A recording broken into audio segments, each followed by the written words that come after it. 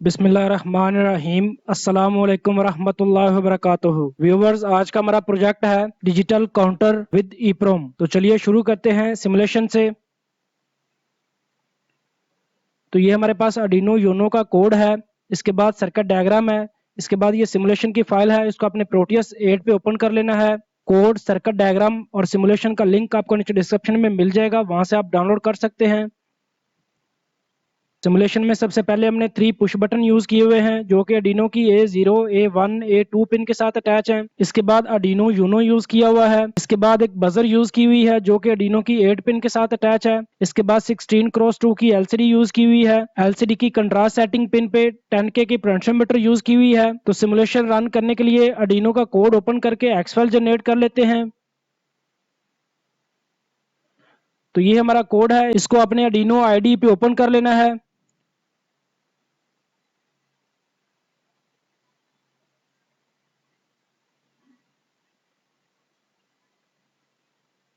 Code का overview आपको बाद में देता हूं। यहां से आपने टूल्स में जाना है।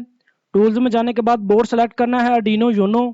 बोर्ड सेलेक्ट करने के बाद यहां से आपने कोड कंपाइल करना है।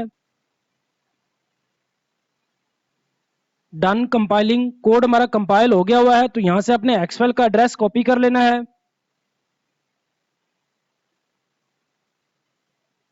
एड्रेस कॉपी करने के बाद सिमुलेशन में चले जाना है और आर्डिनो को क्लिक करना है और एड्रेस यहां पे पेस्ट कर देना है।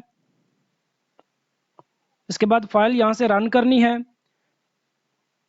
तो जैसे फाइल रन होती है, फर्स्ट मैसेज एलसीडी पे डिस्प्ले हो जाता है 2000 मिली सेकेंड डिले के लिए।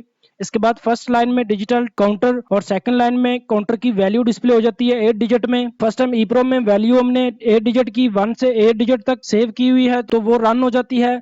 इसके बाद यहाँ से हम अप का बटन प्रेस करते हैं तो ये वैल्यू हमारी अप जाती है। इसके बाद डाउन का बटन प्रेस करते हैं तो ये वैल्यू हमारी डाउन हो जाती है। और रीसेट का बटन प्रेस करते हैं तो ये फौरन ही रीसेट नहीं होता है, क्योंकि रीसेट के बटन पे हमने 3000 मिली सेकंड का डिले रखा हुआ है, यानी कि 3000 मिली सेकंड डिले तक हम रीसेट का बटन प्रेस करेंगे। इसके बाद वैल्यू सारी जीरो होंगी। तो जैसे ही हम रीसेट का बटन प्रेस करते हैं तो यहाँ पे बजर की पिन हाई हो जाती है, इंडिकेट कर रही होती है कि आप डाटा रीसेट करने लगे हो। तो जैसे ही 3000 मिली सेकंड कंप्लीट होते हैं तो वैल्यू 00 हो जाती है, और जैसे ही हम बटन को अनक्लिक करते हैं तो बजर भी ऑफ हो जाती है। अब हम यहाँ से काउंटर को अप और डाउन करके चेक कर लेते हैं।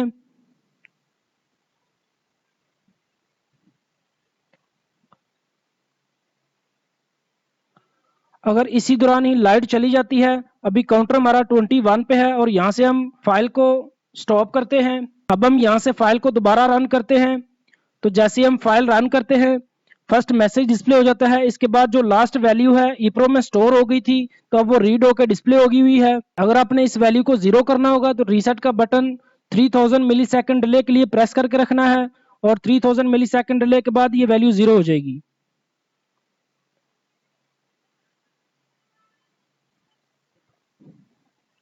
तो ये थी हमारी सिमुलेशन। चलिए अब आपको सर्किट डायग्राम का ओवरव्यू दे देता हूं।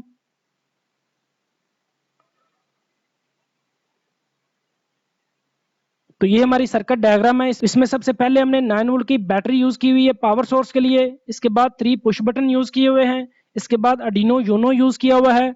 इसके बाद एक बजर यूज की हुई है। इसके बाद 16x2 की LCD यूज की हुई है। LCD की कंट्रास्ट सेटिंग पिन पे 4.7 के पॉजिटिव से और 1 के ग्राउंड से अटैच की हुई है। LCD की बैकलाइट की पिनें होती हैं 15 और 16। 15 अनोड होती है, 16 कैथोड होती है। कैथोड को हमने डायरेक्ट ग्राउंड के साथ अटैच किया हुआ है, और अनोड पे 100 ओम की रेजिस्टेंस पॉजिटिव से सीरीज में अटैच की हुई है। तो ये थी हमारी सर्किट डायग्राम। चलिए अब डायग्राम के मुताबिक हार्डवेयर ज्वाइन कर लेते हैं।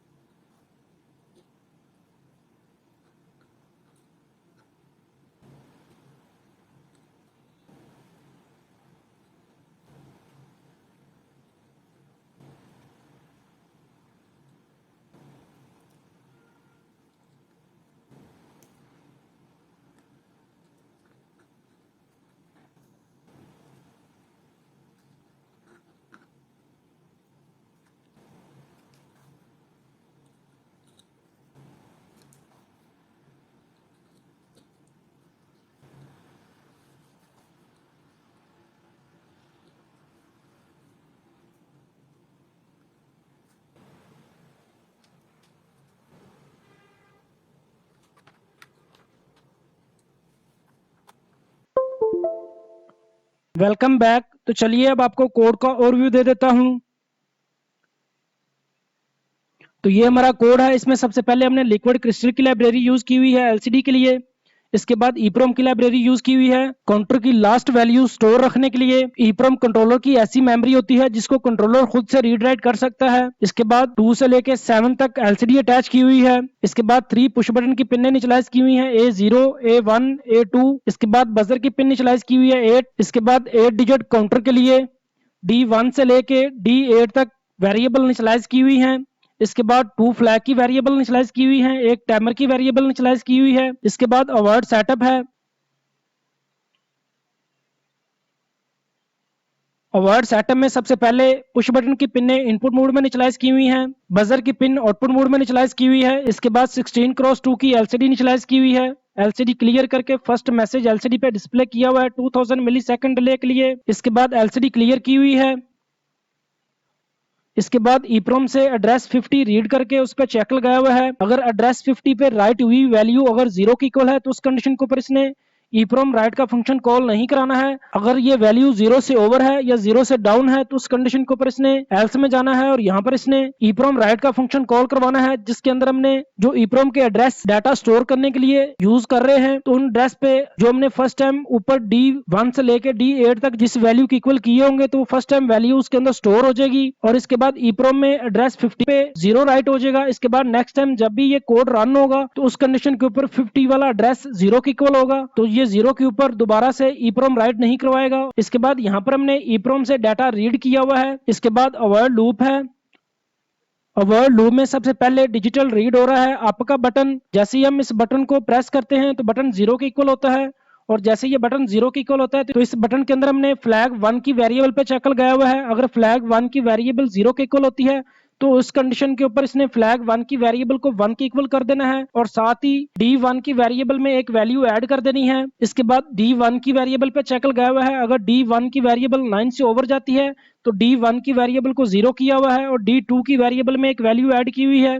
इसी तरह जैसे ही दूसरे डिजिट की वैल्यू 9 से ओवर जाएगी तो दूसरा डिजिट भी 0 हो जाएगा और तीसरे डिजिट में एक वैल्यू ऐड हो जाएगी। इसी तरह ही तीसरे डिजिट पे चेक लगाया हुआ है। इसी तरह ही चौथे डिजिट पे चेक लगाया हुआ है। इसी तरह पांचवें डिजिट पे चेक लगाया हुआ है। इसी तरह ही छठे डिजिट पे चेक लगाया हुआ है और सातवें डिजिट पे चेक लगाया हुआ है और आठवें डिजिट पे चेक लगाया हुआ है। तो आठवें डिजिट के बाद हमारा अगला डिजिट कोई नहीं है तो इस वजह से आठवां डिजिट 0 हो जाता है। तो जैसे ही ये वैल्यू 9,99,99,999 से ओवर जाएगी तो 8 डिजिट 00 हो जाएंगे और इसके बाद राइट ईप्रोम का फंक्शन कॉल करवाया हुआ है। तो जब भी हम आपका बटन प्रेस करेंगे D1 से लेके जो भी चेंजिंग होगी उसको ईप्रोम में स्टोर करने के लिए राइट ईप्रोम का फंक्शन कॉल करवा देंगे और राइट ईप्रोम के फंक्शन के अंदर एड्रेस 1 से लेके एड्रेस 8 तक ये वेरिएबल स्टोर हो जाएंगी। इसके बाद जैसे ही हम आपके बटन को अनक्लिक करेंगे तो इसने एल्स में जाना है और यहाँ पर फ्लैग 1 की वेरिएबल को 0 की इक्वल कर देना है। जैसे ही हम आपका बटन प्रेस करेंगे फ्लैग 1 की वेरिएबल 0 की इक्वल होगी। एक वैल्यू डिजिट में ऐड करने के बाद फ्लैग की वेरिएबल 1 की इक्वल हो जाएगी और तब तक 1 की इक्वल रहेगी जब तक हम आपका बटन अनक्लिक करके दोबारा क्लिक नहीं करेंगे। इसी तरह ही डाउन का बटन रीड हो रहा है। तो जैसे ही हम डाउन का बटन क्लिक करते हैं तो ये 0 के इक्वल होता है। तो यहाँ पर हमने फ्लैग 2 की वेरिएबल पे चेक लगाया हुआ है। अगर फ्लैग 2 की वेरिएबल 0 की इक्वल है तो इसने फ्लैग 2 की वेरिएबल को 1 की इक्वल कर देना है और यहाँ पर D1 की वैल्यू में से एक वैल्यू माइनस कर देनी है और इसके बाद D1 की वेरिएबल पे चेक लगाया हुआ है। अगर D1 की वेरिएबल 0 से ड्रॉप होती है तो उस कंडीशन के ऊपर इसने D1 की वैल्यू को 9 की इक्वल कर देना है और D2 की वेरिएबल में से एक वैल्यू माइनस कर देनी है। अगर काउंटर के 8 डिजिट 00 की इक्वल हैं तो उस कंडीशन के ऊपर अगर हम डाउन का बटन क्लिक करते हैं तो ये वैल्यू 9,99,99,999 पे चली जाएगी, यानी कि D2 की वैल्यू भी 0 से ड्रॉप हो जाएगी और जैसे ही D2 की वैल्यू 0 से ड्रॉप होगी ये भी 9 की इक्वल हो जाएगी। इसी तरह ही D3 की वैल्यू भी 0 से ड्रॉप हो जाएगी, इसको भी हम 9 की इक्वल कर देंगे। इसी तरह ही D4 की वैल्यू भी 0 से ड्रॉप हो जाएगी तो इसको भी 9 की इक्वल कर देंगे। D5 की वैल्यू भी 0 से ड्रॉप हो जाएगी तो इसको भी 9 की इक्वल कर देंगे। D6 की वैल्यू भी 0 से ड्रॉप होगी तो इसको भी 9 की इक्वल कर देंगे। D7 की वैल्यू भी 0 से ड्रॉप होगी तो इसको भी 9 की इक्वल कर देंगे। D8 की वैल्यू भी 0 से ड्रॉप हो जाएगी तो उसको भी 9 की इक्वल कर देंगे। इसके बाद 1 से लेके 8 डिजिट में जो भी चेंजिंग हुई है उसको ईप्रोम में राइट करवा देंगे और जैसे ही हम डाउन का बटन अनक्लिक करेंगे तो फ्लैग 2 की वेरिएबल 0 की इक्वल हो जाएगी। तो जैसे ही हम डाउन का बटन क्लिक करते हैं फ्लैग 2 की वेरिएबल 1 के इक्वल हो जाती है, एक वैल्यू 8 डिजिट में से माइनस हो जाती है और इसके बाद तब तक ये वैल्यू चेंज नहीं होती जब तक हम डाउन का बटन अनक्लिक करके दोबारा क्लिक नहीं करते हैं। इसके बाद डिजिटल रीसेट का बटन रीड हो रहा है, जैसे ये बटन 0 के इक्वल जाता है तो यहाँ पर हमने बजर की पिन हाई की हुई है। जैसे ही हम रीसेट का बटन क्लिक करते हैं बजर की पिन हाई हो जाती है। इसके बाद टाइमर की वेरिएबल पे चेक लगाया हुआ है, अगर टाइमर की वेरिएबल 200 से ड्रॉप है तो उस कंडीशन के ऊपर टाइमर की वेरिएबल में 1 वैल्यू प्लस करते जाना है। जैसे ही ये वैल्यू 200 के इक्वल जाएगी तो यहाँ पर हमने 1 डिजिट से लेके 8 डिजिट की वैल्यू को 00 किया हुआ है और ये वैल्यू ईप्रोम में स्टोर की हुई है। इसके बाद जैसे ही हम रीसेट के बटन को अनक्लिक करते हैं तो इसने एल्स में जाना है और यहाँ पर हमने बजर की पिन को लो किया हुआ है और टाइमर की वेरिएबल को 0 के इक्वल किया हुआ है। यानी कि अगर हमने रीसेट के बटन को हल्का सा टच किया तो उस कंडीशन के ऊपर वैल्यू रीसेट नहीं होगी, जब तक हम रीसेट के बटन को लॉन्ग प्रेस ये वैल्यू 0 के इक्वल हो जाएगी। इसके बाद फर्स्ट लाइन में डिजिटल काउंटर डिस्प्ले किया हुआ है। इसके बाद सेकंड लाइन में 4 करैक्टर से डिजिट 8 की वेरिएबल से लेके डिजिट 1 की वेरिएबल डिस्प्ले की हुई है। इसके बाद 10 मिलीसेकंड का डिले है, 10 मिलीसेकंड के डिले के हिसाब से ये लूप रन होता रहेगा। इसके बाद रीड ईप्रोम का फंक्शन है, तो यहाँ पर हम एड्रेस 1 से D1 की वेरिएबल अपडेट कर रहे हैं, एड्रेस 2 से D2 की वेरिएबल अपडेट कर रहे हैं, एड्रेस 3 से D3 की वेरिएबल अपडेट कर रहे हैं, एड्रेस 4 से D4 की वेरिएबल अपडेट कर रहे हैं, एड्रेस 5 से D5 की वेरिएबल अपडेट कर रहे हैं, एड्रेस 6 से D6 की वेरिएबल अपडेट कर रहे हैं, एड्रेस 7 से D7 की वेरिएबल अपडेट कर रहे हैं, एड्रेस 8 से D8 की वेरिएबल अपडेट कर रहे हैं। ईप्रोम में हम एक एड्रेस पे 8 बिट का डाटा स्टोर कर सकते हैं, यानी कि मैक्सिमम 255 तक वैल्यू स्टोर कर सकते हैं। तो यहाँ पर 8 डिजिट में हमारी वैल्यू बहुत बड़ी हो गई थी, तो इसलिए हमने 8 डिजिट को अलग अलग स्टोर किया हुआ है और अलग अलग ही अप डाउन किया हुआ है। इसके बाद राइट ईप्रोम का फंक्शन है, तो यहाँ पर हम एड्रेस 1 पे D1 की वेरिएबल राइट करवा रहे हैं, एड्रेस 2 पे D2 की वेरिएबल राइट करवा रहे हैं, एड्रेस 3 पे D3 की वेरिएबल राइट करवा रहे हैं, एड्रेस 4 पे D4 की वेरिएबल राइट करवा रहे हैं, एड्रेस 5 पे D5 की वेरिएबल राइट करवा रहे हैं, एड्रेस 6 पे D6 की वेरिएबल राइट करवा रहे हैं, एड्रेस 7 पे D7 की वेरिएबल राइट करवा रहे हैं, एड्रेस 8 पे D8 की वेरिएबल राइट करवा रहे हैं। तो जब भी हम कोई बटन क्लिक करते हैं तो वहां से हमने राइट ईप्रोम का फंक्शन कॉल करवाया हुआ है, तो जो भी डिजिट की वेरिएबल में चेंजिंग होती है तो वो ईप्रोम में स्टोर हो जाती है। तो जब भी हम काउंटर को पावर ऑफ करते हैं, इसके बाद जैसे ही दोबारा पावर इन करते हैं तो फर्स्ट टाइम हम वेरिएबल को अपडेट करने के लिए रीड ईप्रोम का फंक्शन कॉल करवा रहे होते हैं, तो वहां से ये वेरिएबल अपडेट हो जाती हैं। तो ये था हमारा कोड। चलिए अब इसको आर्डिनो में अपलोड कर लेते हैं। तो यहाँ से अपने टूल्स में जाना है, टूल्स में जाने के बाद बोर्ड सेलेक्ट करना है, बोर्ड सेलेक्ट करने के बाद पोर्ट सेलेक्ट करनी है, पोर्ट सेलेक्ट करने के बाद यहाँ से अपने कोड अपलोड कर देना है।